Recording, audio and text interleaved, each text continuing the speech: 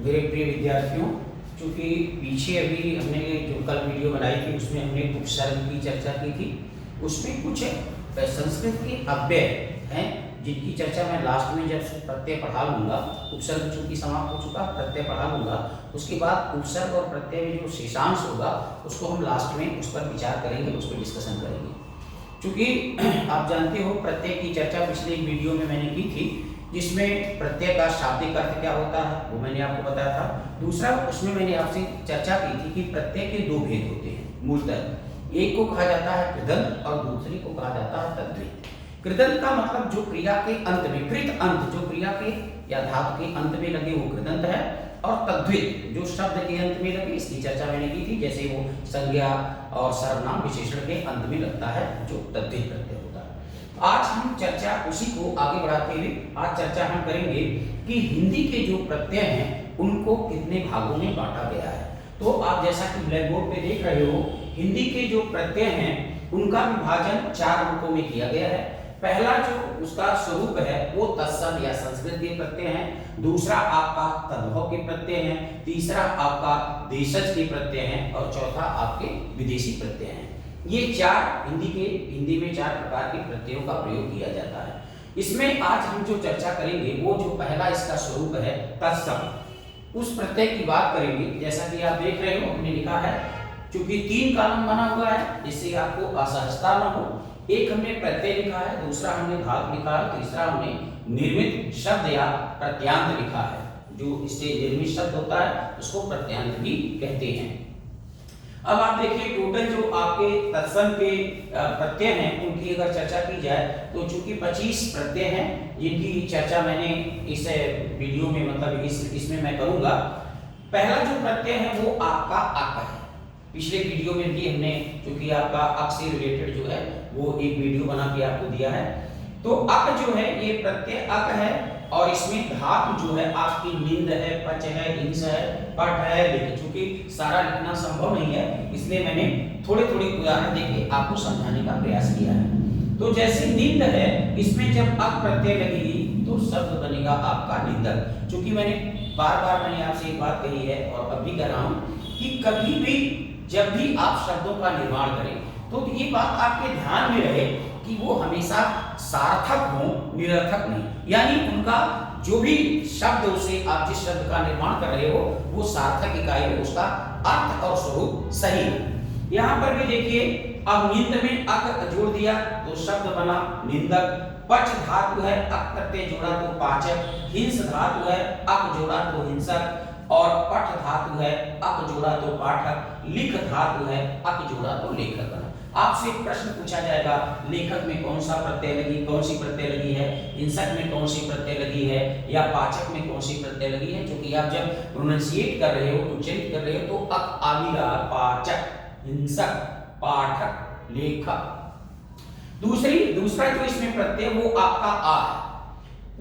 कुज धातु है, शिक्ष धातु है, कथ धातु है, इक्ष धातु है, व्यथ धातु है।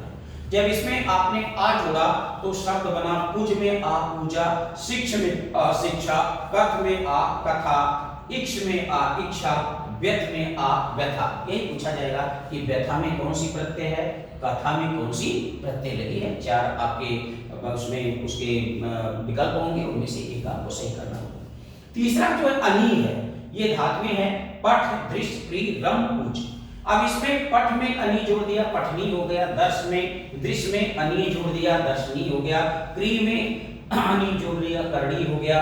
रम में अनी जोड़ दिया, रमणी हो गया। पूज में अनी जोड़ दिया, पूजनी हो गया। ये सही है। आप देखिएगा शुद्ध अशुद्ध भी आता है, पूज्यनीय, पूजनी, तो पूजनी ही शुद्ध है, या अगर होगा तो अशुद्ध होगा। फिर आपका आता है य, संस्कृत में जो कृत प्रत्यय है हिंदी में वो य प्रत्यय है। दा में आपने दा धातु में य जोड़ दिया, दे हो गया। पठ में आज य जोड़ दिया, पाठ्य हो गया। त्यज में य जोड़ दिया, त्याज हो गया। क्षम में य जोड़ दिया, क्षम हो गया। फिर अगला जो है आपका वो आखिर है। सुत में आ जोड़ दिया, सुता हो गया। आदरणीय में आ आदरणीय, माननीय में आ माननीय। जैसा कि आप जानते हो ये स्त्रीवाचक प्रत्यय है या स्त्रीवाचक शब्द बना रहे हैं, इस प्रत्यय से स्त्रीवाचक शब्दों का निर्माण होगा। इक है, अलंकार में इक जोड़ दिया, आलंकारिक है। वर्ष में इक जोड़ दिया, वार्षिक है। मानस में इक जोड़ दिया, मानसिक है। देह में इक जोड़ दिया, दैहिक है। भूत में इक जोड़ दिया, भौतिक है। इम, जैसे आपका अंत में इम जोड़ दिया, अंतिम, आप देखिए लास्ट में इम, अंतिम। फिर आपने महा में इम जोड़ दिया, महिम। पश्च में इम जोड़ दिया, पश्चिम हो गया। फिर आपका इत है, फल में इत जोड़ दिया, फलित हो गया। हर्ष में इत जोड़ दिया, हर्षित हो गया। पल्लव में इत जोड़ दिया, पल्लवित हो गया। पुष्प में इत जोड़ दिया, पुष्पित हो गया। इमा, ये आपका गुरु है, गुरु में इमा जोड़ दिया, गरिमा हो गया। महत में इमा जोड़ दिया, महिमा हो गया। काला में इमा जोड़ दिया, कालिमा हो गया। लाल में इमा जोड़ दिया, लालिमा हो गया। ये भाववाचक संज्ञाएं भी हैं और आपके एडजेक्टिव भी हैं। फिर आपका आ गया फेल, इसमें इल है, इल प्रत्यय में आपने फेल में इल जोड़ दिया, फेले। धूम में इल जोड़ दिया, धूमे। कूट में इल जोड़ दिया, कुटिल शब्द बना। ई है, भवत में ई जोड़ दिया, भौदी हो गया। भारत में ई जोड़ दिया, भारती हो गया। और नरक में ई जोड़ दिया, नरकी हो गया। फिर इन है, कुल में आपने इन जोड़ दिया, कुलीन हो गया। युग में आपने इन जोड़ दिया, युगीन हो गया। प्राच में इन जोड़ दिया, प्राचीन हो गया। और नौ में इन जोड़ दिया, नवीन हो गया। तो मेन ये है आपसे कि यही क्वेश्चन, जो क्वेश्चन का नेचर होगा, आप जो कि करते भी होंगे, तो यही है कि धूमिन या भारती, युगीन, हर्षित या अलंकारिक में कौन सा प्रत्यय प्रयुक्त हुआ है, तो आपको ये ध्यान देना है।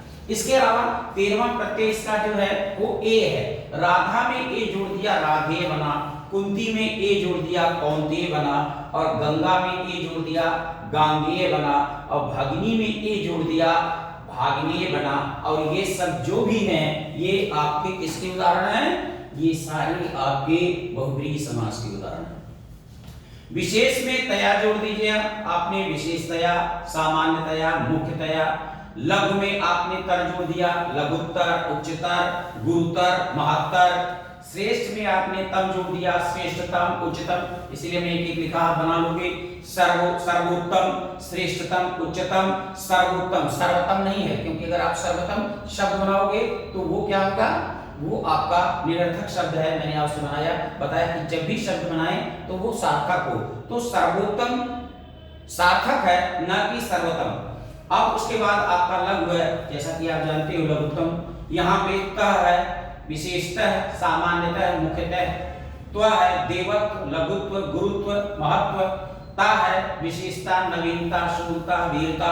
मान है, आयुष्मान, बुद्धिमान, शक्तिमान। यह है, पांडित्य शब्द बनेगा, ये आप ध्यान रखिएगा।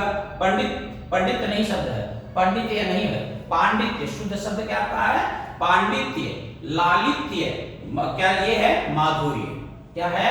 पांडित्य, लालित्य, माधुर्य। इसलिए हमने तीनों लिख दिया, क्योंकि यहाँ पे आप थोड़ा, आपको क्या नाम है, दिक्कत हो सकती थी। फिर ला शब्द है, वस्त्र में ला, वस्त्र, श्यामल, कुशल। फिर लू शब्द है, दयालु, श्रद्धालु, कृपालु। वान शब्द है, दयावान, बलवान, गुणवान, श्रद्धावान, कृपावान। और लास्ट में आपका शाली है, शक्तिशाली, गौरवशाली, धैर्यशाली, बलशाली। ये समस्त गुण मेरी कामना है, शुभकामना है कि ये शक्तिशाली भी आप हो, गौरवशाली भी आप हो, धैर्यशाली भी आप हो और बलशाली भी हो।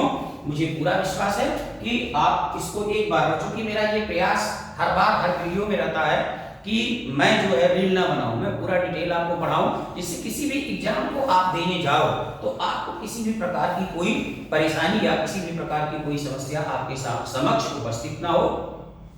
इन क्या नाम है, इन्हीं विचार, इसी विचार के साथ चूंकि मैं अपने आप वीडियो बनाता हूं, पूरा प्रयास रहता है कि आप उससे अधिक लाभान्वित हो। पुनः एक बार मैं आपसे यह क्या नाम है, उम्मीद करता हूं कि आप निश्चित है कि हमें प्रोत्साहित करेंगे। प्रोत्साहन तभी होगा जब वीडियो को लाइक करेंगे, सब्सक्राइब करेंगे और उसे अधिक से अधिक लोगों तक उसकी चर्चा करेंगे, तभी मैं आपको बेहतर से बेहतर दे पाऊंगा। इन्हीं शुभकामनाओं के साथ आप अपनी स्थिति को, आप अपने लक्ष्य को प्राप्त करें। इसी शुभकामना के साथ धन्यवाद।